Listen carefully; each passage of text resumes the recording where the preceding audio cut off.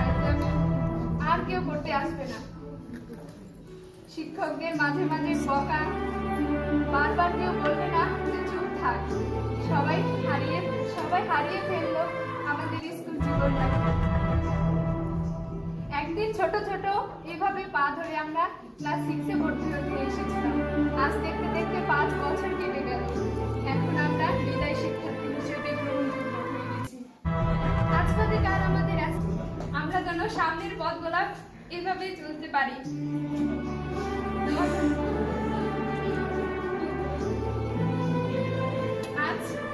আজকে বিদায় কখনো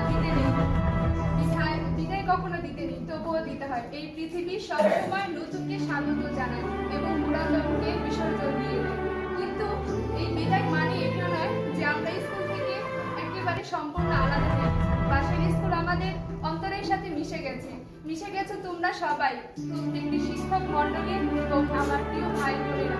এই স্কুলের আনাচে কানাচে রয়েছে আমাদের বিভিন্ন রকমের স্মৃতি, যা চিরদিন আমাদের মনে বারবার মনে করিয়ে দিবে আমাদের হাই স্কুল লাইফ, বাসার উচ্চ বিদ্যালয়। তোমাকে চিরদিন আমরা কখনো ভুলতে পারবো না।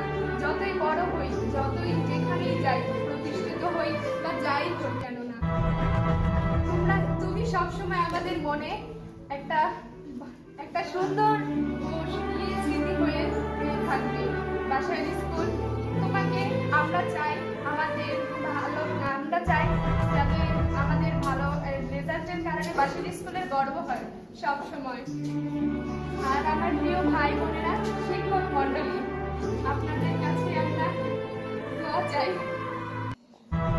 আমাদের জন্য দোয়া করবেন, আমরা যাতে বাসার স্কুলের মান সম্মান রাখতে পারি এবং ভালো রেজাল্ট করে নিয়ে আমরা এই স্কুলে আবার ফেরত আসতে পারি।